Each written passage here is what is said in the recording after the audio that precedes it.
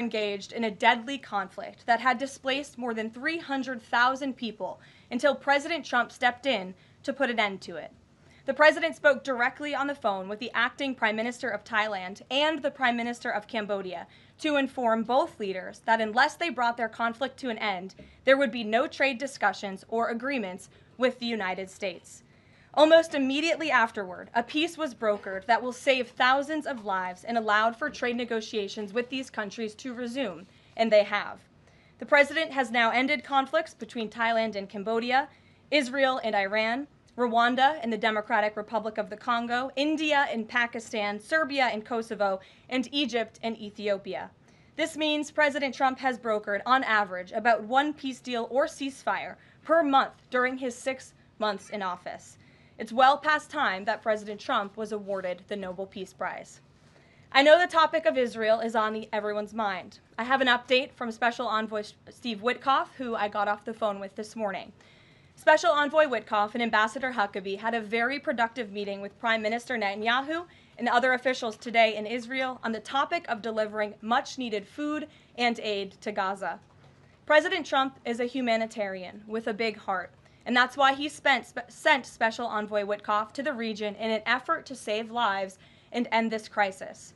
Tomorrow, Special Envoy Witkoff and Ambassador Huckabee will be traveling into Gaza to inspect the current distribution sites and secure a plan to deliver more food and meet with local Gazans to hear firsthand about this dire situation on the ground. The Special Envoy and the Ambassador will brief the President immediately after their visit to approve a final plan for food and aid distribution into the region, and we will provide more details for all of you once that plan is approved and agreed on by the President of the United States. On the trade front, the President secured a historic trade agreement with the European Union that puts America first and fundamentally strengthens the economic relationship between the two largest economies in the world. This deal delivers on two of President Trump's core promises on trade, supercharging America's manufacturing capacity and opening up foreign market access to American businesses. The deal guarantees that American businesses will have unprecedented levels of access to the European Union markets to export our American-made goods. Also, as part of this agreement, the EU will purchase $750 billion in U.S. energy to strengthen our energy dominance, reduce European reliance on adversarial sources, and narrow our trade deficit with the EU. The EU will also make new investments of $60 billion in the United States, in addition to the more than $100 billion the EU companies already invest in the U.S. every year. All of these massive purchases and investments will happen by the end of 2028. What we are watching is President Trump rebuilding the greatest economy in the history of the world and simultaneously proving the so-called economic experts wrong at every turn. Media pundits said a trade deal with the EU this monumental and beneficial to America would be impossible, but President Trump made it happen. The so-called economic experts repeatedly said that the American economy would be in a recession this summer. Well, summer is here. It's almost over. And that recession does not exist. Yesterday, in fact, real GDP growth in the second quarter increased at a 3.0% annual rate, significantly above expectations. President Trump's America First policies are driving economic growth, as he always said they would. And this growth is being driven by the private sector, not the government. Federal government spending fell for a second straight quarter, while real business fixed investment rose by nearly 2%. Following its first quarter surge. President Trump is right-sizing government spending, reversing the damage done by the Biden administration, and allowing the private sector to flourish. The same so-called experts claimed that President Trump's tariffs would spike inflation and hurt American consumers. But consumer spending growth just accelerated and inflation remains right on track. For the past 5 straight months, core inflation has come in below market expectation and remains in line with the Fed's 2% inflation target. Meanwhile, customs and tariff revenues have already totaled more than $150 billion since President Trump took office, leading to the first June budget surplus in nearly a decade. Those revenues will skyrocket even further starting tomorrow when new reciprocal tariff rates take effect. President Trump is restoring America's economic sovereignty by reducing our reliance on foreign countries, boosting investment in the U.S. to the tune of trillions of dollars and creating hundreds of thousands of high-paying jobs for the American people. With America finally put first on trade and the largest middle-class tax cuts in history and other pro-growth provisions of the One Big Beautiful Bill beginning to take effect, the American economy will boom like never before over the course of the next 3.5 years, thanks to the president's vision. Finally, as you all know, the president signed an executive order earlier this year to solve the problem of exorbitant pharmaceutical pricing. According to recent data, the prices that Americans have been paying for brand name drugs are more than 3 times the price other similarly developed nations pay. The president is determined to solve this problem and took further action today.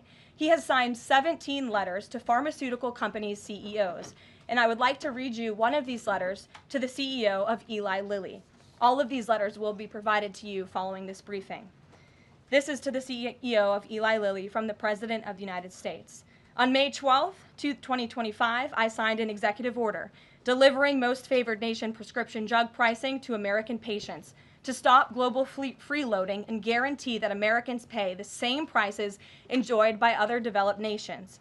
Right now, brand name drugs in the United States are up to 3 times higher on average than anywhere else for the identical medicines. This unacceptable burden on hardworking American families ends with my administration. Most proposals the Trump administration has received to resolve this critical issue promised more of the same, shifting blame and requesting policy changes that would result in billions of dollars in handouts to industry.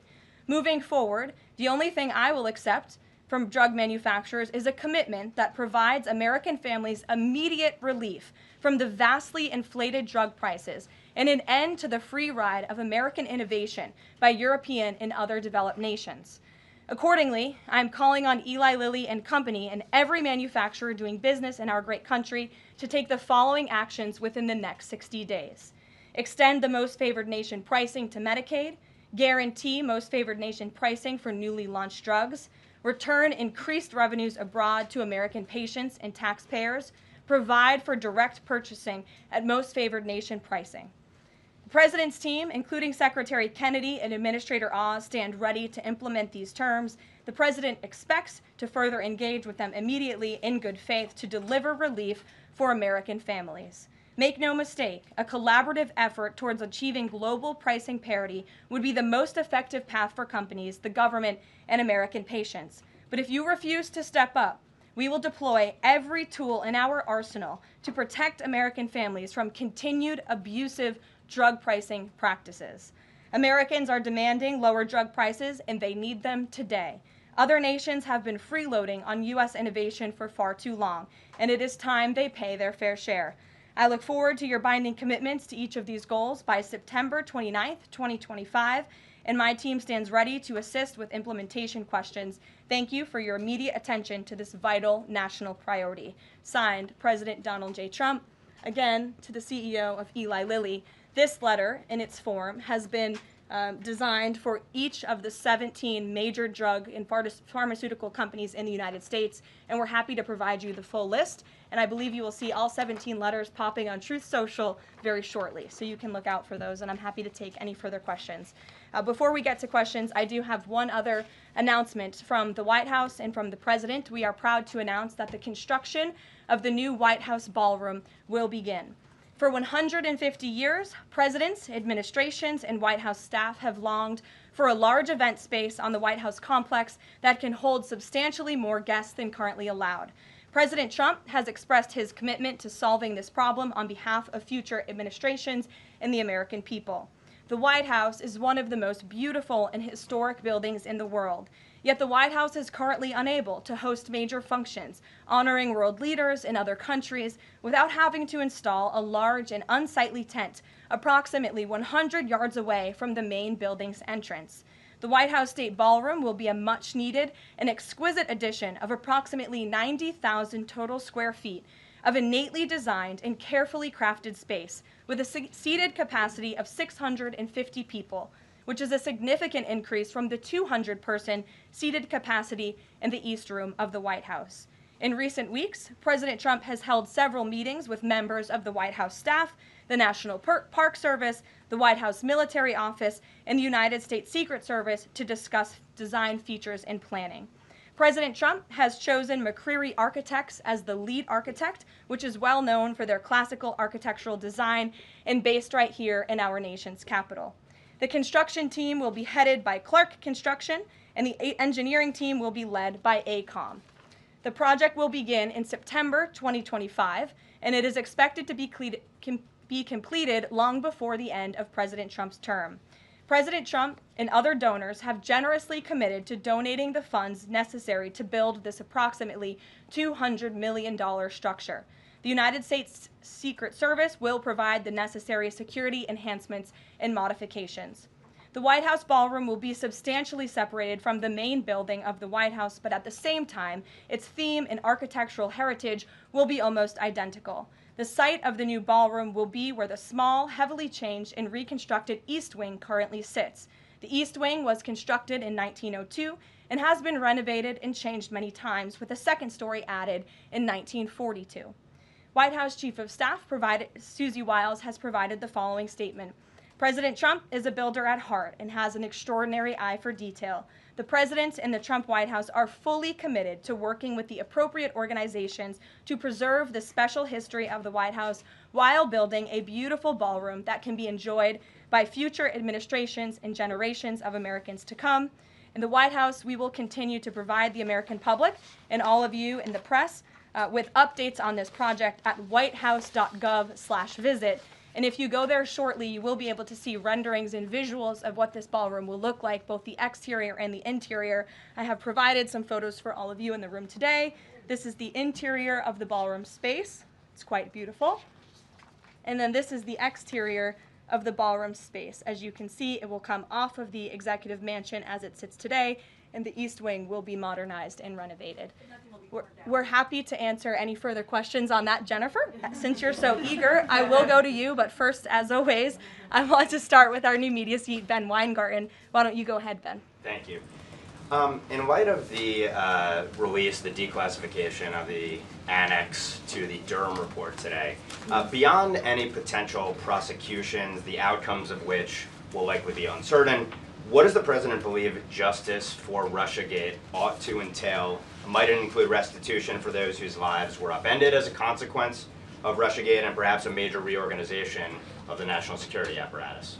Well, I think a major organization of the national security apparatus, at least here at the White House within the National Security Council, has indeed taken place, and the President entrusts his current CIA director, John Ratcliffe, and our ODNI director, Tulsi Gabbard, to make the necessary changes to ensure classified intelligence, especially that could implement or hurt the national security of our country, does not make its way into the hands of irresponsible actors who want to politicize that intelligence for their own end. Since you brought up the declassification report that was put out by Senator Grassley today, I'm glad you brought it up, because this should be a story every outlet in this room should be covering. This is further evidence that Hillary Clinton approved the Russia hoax against President Trump. Her campaign financed it. Again, she approved it. And the FBI and the CIA were both weaponized to, as our director of CIA has said, accelerate this hoax against then candidate and former President Trump. To answer the heart of your question, the President wants to see justice served, and he trusts the Attorney General and the Department of Justice to implement that justice and hold these people accountable. One more question, briefly, Sure. if I may, on a totally different topic. There's been legislation reintroduced in the House and Senate on designating the Muslim Brotherhood as a terrorist organization. The Muslim Brotherhood is considered by many to be the fountainhead of Sunni Islamic supremacism, from which Hamas and other groups have spawned, with a nexus to domestic organizations as well. Does the President support designating the Muslim Brotherhood as a terrorist organization? Frankly, I'm not sure, because I haven't talked to him, and I would never want to get ahead of the National Security Council on specific designations. It sounds like something this administration would support, but we can get a firm answer for you. How's that? Thank you. Thanks for being here. Jennifer, go ahead. Eager beaver today. How much of the East Wing will be torn down? The entire East Wing or just parts of it? So the East Wing is going to be modernized. The necessary construction will take place, and for those who are housed in the East Wing, including the Office of the First Lady, the White House Military Office, the White House Visitors Offices, those offices will be temporarily relocated while the East Wing is being modernized. And then on Israel Gaza, there are some reports that negotiations with Hamas might not be continuing. Did you get any updates from Steve Witkoff on that? I did. Special Envoy Witkoff is actively talking with our counterparts in Israel about that, and he wants to give some grace to the president so he can fully brief the president on what he's learning on the ground in both Israel and Gaza. But the president put out a very strong statement on Truth Social this morning, which I'm sure you saw, and he said the quickest way to end this entire conflict, the humanitarian crisis that we've seen, and the crisis in Israel that of course started on October 7th when Hamas brutally kidnapped and raped innocent Israelis, that terrible terrorist attack, is for Hamas to surrender, to release all of the hostages, and to end this conflict. And that's what the president wants to see. He's made that very clear. But the special envoy will be in Gaza tomorrow, as I shared with you previously. Josh. Can you give us a little more clarity on the tariff timing? You said that the reciprocals will take effect tomorrow. Yes. Does that include the new auto rates, for instance, on Japan, Korea, the EU? Is this all coming effective tomorrow? So some of the countries you just mentioned, Japan, South Korea, they have bespoke trade deals that the president cut, which, just to backtrack for a second, Josh, we promised that the president would negotiate with countries all around the world to cut tailor-made trade deals depending on those countries' challenges, how badly they've ripped off the United States of America and our manufacturing industry and our workforce in the past. And he has done that. Of our 18 major trading partners, 2/3 of those trading partners have a deal. We've sent out 17 letters to countries around the world. And the rest of those countries that either do not have a deal or have a letter, they will be hearing from this administration by the midnight deadline tonight. So yes, tomorrow, August 1st, the reciprocal rates will be going into effect. If more deals are cut between now and midnight, I will never count out the president. You've seen him do it before. He cut 3 deals in one day very recently. So we'll see what happens. I do know foreign leaders are ringing his phone, realizing this deadline is a real thing for them tomorrow, and they're bringing offers to the table. We were reporting that the president plans to meet David Solomon of Goldman Sachs today. Can you say what they'll discuss, if anything, in that meeting? I won't discuss the president's private meetings from this podium, and it hasn't taken place yet unless he gives me liberty to do so. And finally, have you talked with the president about his position on the stock trading ban bill before Congress? He obviously had pretty loaded comments about Senator Hawley. There's some reporting that they've since spoken. What is his position on the current status of that bill? The president has spoken to Senator Hawley, who called him, and the president took that call. As the president said in the Roosevelt Room yesterday, conceptually, he of course supports the idea of ensuring that members of Congress and United States senators who are here for public service cannot enrich themselves. And the reason that this idea to put a ban on stock trading for members of Congress is even a thing is because of Nancy Pelosi. I mean, she is rightfully criticized because she makes, I think, $174,000 a year, yet she has a net worth of approximately $413 million. In 2024, Nancy Pelosi's stock portfolio, this was a fascinating statistic to me, grew 70% in 1 year in 2024, and her portfolio outperformed every single large hedge fund in that same year, and even more than doubled the returns of Warren Buffett's Berkshire Hathaway. So I think the president stands with the American people on this. He doesn't want to see people like Nancy Pelosi enriching themselves off of public service and ripping off their constituents in the process. As for the mechanics of the legislation and how it will move forward, the White House continues to be in discussions with our friends on Capitol Hill. Emily, in a new seat today. Thanks, Caroline. I wanted to ask about this report that the president wants to host a G20 meeting at Trump-Durrell. How is he going to do that, considering all the preparations that have been going on in South Africa? And also, would that be seen as his businesses possibly profiting from hosting this kind of meeting? I would reject that premise entirely. We have announcements and details forthcoming on the G20, but my understanding is no firm announcement is ready to be made at this time. I did see the report, but we're not in a place to confirm it just yet. Michelle?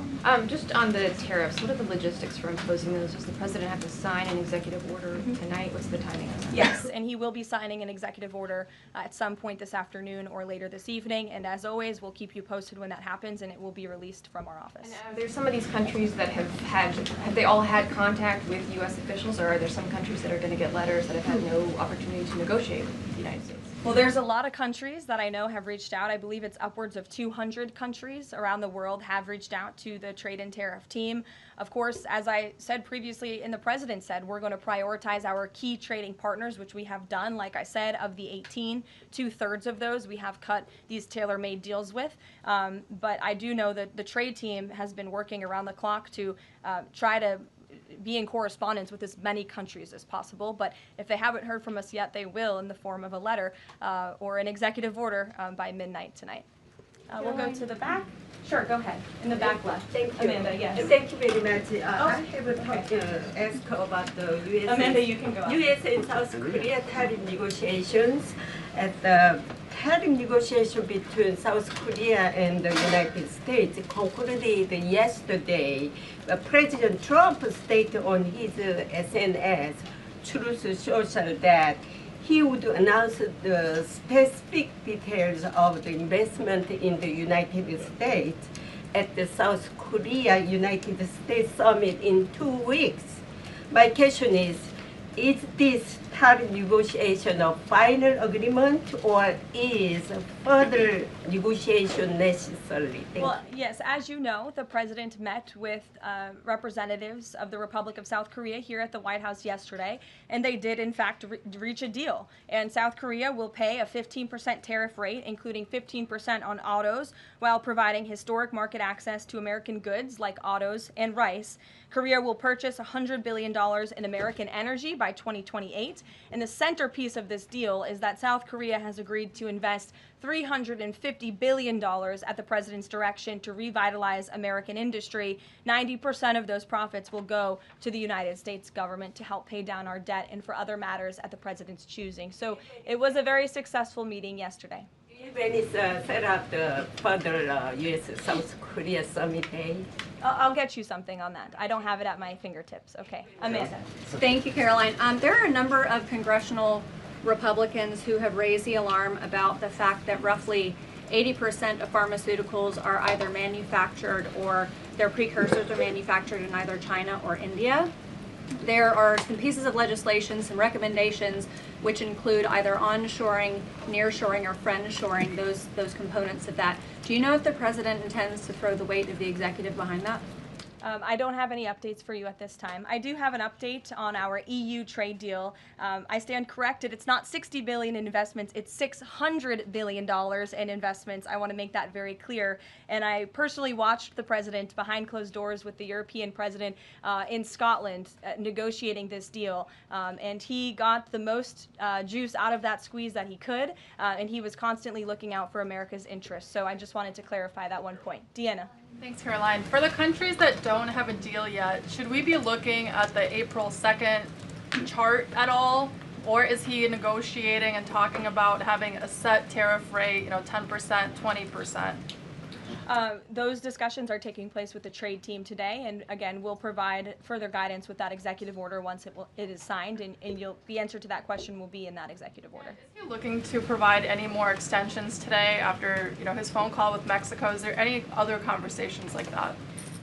I do know that other foreign leaders around the world have reached out, and if the president decides to share the conclusions of those calls with all of you, he will do so himself. But I do want to reiterate what the president said about Mexico. Mexico is still paying tariffs. They're paying a 25% tariff on fentanyl, 25% tariff on cars, a 50% tariff on steel, aluminum, and copper. And additionally, Mexico has agreed to immediately terminate its non-tariff trade barriers, of which there are many. And as the president said, we will continue to talk to Mexico over the next 90 days with the goal of signing a larger trade deal.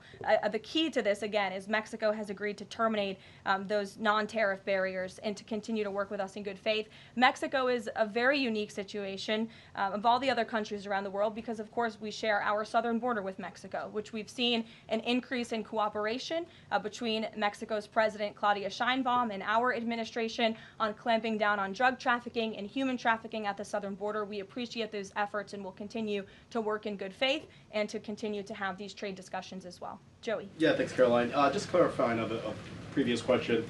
President Trump has indicated he's been looking at either 15% or 20% baseline universal tariff. Has he landed on one of those yet? I won't get ahead of the president on that baseline announcement. And then secondly, what did Treasury Secretary Bassett mean yesterday when he called the new Trump accounts for newborns a, quote, backdoor to privatizing Social Security? Does the administration view this new Trump accounts as a way to, in the long term, perhaps privatize Social Security? What the Secretary of Treasury was saying and what this administration believes is that these Trump newborn accounts, which is an incredibly creative and great provision that was in the One Big Beautiful Bill for newborn babies and families and future generations of Americans, will help supplement, not substitute, Social Security. The Trump administration is wholeheartedly committed to protecting Social Security. The president did it in his first term. He's doing it again in this term. But these newborn accounts are another revenue stream for young people to watch their money grow throughout their lives and to one day be able to access those funds so they can hopefully build a home and live the American dream. Jake. Just one follow-up on tariffs and then one not. Is the president at all considering extending the August 12th China deadline at all? Is that in consideration? So look, on China, you heard from the president on Air Force One when we were returning from Scotland. You've heard from the Treasury Secretary as well, Ambassador Jameson Greer. They just spent 2 days in Geneva for their third round of talks with China. And the current policy, the current trade program that we have going with China right now, as it stands, will decrease our deficit by $5 billion this year. So we are moving in the right direction when it comes to China. And Secretary Besson and Ambassador Greer continue to be in direct communication with our Chinese counterparts. But is the deadline, is it extension on the table potentially from the August 12th deadline as it stands? I don't think so, but I'll let the Secretary of Treasury speak on that because he's leading these negotiations. Reagan, go ahead. Thanks, Caroline.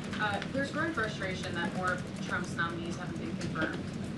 Why does the president think Senate Republicans are so behind, and has he had any further conversations with Leader Thune about it? The president has had many conversations with his friends in the United States Senate about advancing his nominees, his judicial nominees through this process. It is critical that we get these good attorneys in these positions so that we can end the weaponization of justice, so we can have true law and order in our country. It's unfortunate the Democrats are playing political games, but the president has made it clear to Senate Republicans they need to do everything in their power to advance the president's nominees as well. Kelly, go ahead. Caroline, thank you. 2 questions real quickly. Sure. Nigeria. Congressman Chris Smith, Republican from New Jersey, is calling upon the President of the United States to do something in terms of imposing perhaps sanctions on Nigeria for the persecution of Christians living in the northern part of Nigeria by radical Islamic groups. Has he contacted the President yet? And do you know if there's any action that the President will take? I'm not tracking a call between the president and the head of Nigeria. I know the president wholeheartedly condemns the persecution of Christians or, frankly, of people of any faith all over the world, but I don't have any updates for you in terms of sanctions in this part of the world. My second question, Caroline, deals with immigration here in America. As you know, a lot of deportation has been going on. ICE has been going after violent criminals that are here illegally, and rightly so. In the midst of that, there are some evangelical pastors who are stating that it may have gone to a point of being indiscriminate and actually getting innocent people, like members of the clergy. Has the president and has ICE looked at that to see how they can actually go after those violent criminals, but also make sure that members of the clergy are still not being deported? Well, look, the administration has always maintained the position that anyone who illegally crosses our nation's borders is subject to deportation. That's just the law of the land, and we must be a nation that enforces our laws.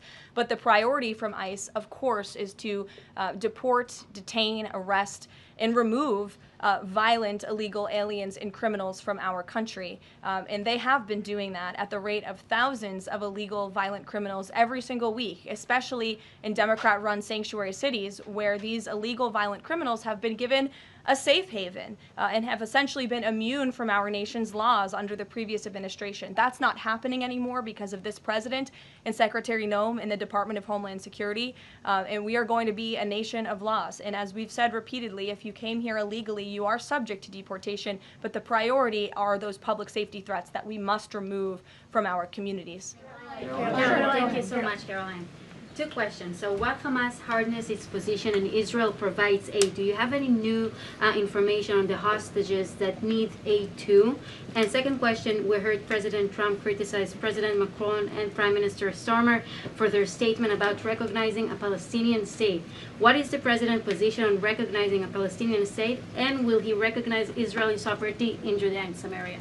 I can answer both of those questions for you. On the second question about a Palestinian state, the president expressed his displeasure and his disagreement with the leaders of France, the United Kingdom, and Canada. He feels as though that's rewarding Hamas at a time where Hamas is the true impediment to a ceasefire and to the release of all of the hostages. So to your first question, the president wants to see all of the hostages released. He cares deeply about this. He has met with many of the former hostages, many of the families of those who have loved ones who are still being held hostage in Gaza. I have met with them too. It is absolutely devastating what these poor people have been through, and the president is always thinking about them, and that's why he's designated his special envoy, Steve Witkoff, who's doing a tremendous job to release the hostages and to end this conflict. But the president has always said the last remaining hostages, now there are 20 living hostages in Gaza, will always be the hardest because Hamas is unfortunately using these innocent people as bargaining chips. But nevertheless, we are committed to seeing this come to an end. Elizabeth. Thanks, Caroline. Part of the settlement with Brown prohibits it from performing transgender procedures or prescribing hormone puberty blockers, that type of thing. Will eliminating these types of procedures be a priority for the Trump administration in negotiations with other universities? I can tell you that ending the chemical castration of children in our country is a priority of this administration. We've talked to many of these universities about it, but the president has also taken very strong action to cut off the funding for any medical institution in this country that provides those barbaric procedures. The Brown University agreement, since you brought it up, is yet another win to root out anti-Semitic behavior on our nation's college campuses and unlawful racial discrimination. Brown has agreed to no longer allow unlawful racial discrimination in admissions or university programming. They have agreed to provide access to all relevant data and information to rigorously assess compliance with its commitment to merit-based admissions, and they will pay $50 million over 10 years to state workforce development organizations that comply with anti-discrimination laws, supporting regional economic growth and career opportunities. Brown will also adopt the definitions of male and female from President Trump's executive order, defending women and gender ideology extremism for women's sports, programming, facilities, and housing. Brown will no longer perform gender reassignment surgeries on minors or prescribe them puberty blockers or cross-sex hormones. And Brown will take steps to improve the campus climate for Jewish students and combat anti-Semitism on their campus. This is yet another huge win for American students and for those who love our country and want to abide by our country's laws. On the topic of defending women from gender ideology extremism and helping women's sports, the president will be signing an executive order at 4 o'clock today with some very famous professional athletes whom I'm sure you all know. And that executive order will be focused on strengthening athletics in our country and making America healthy again. And we are going to re-implement the presidential fitness test in America's schools, which is, I think, something all Americans can get behind. So you'll hear from the president in 2 hours, and we will see you all there. Thank you.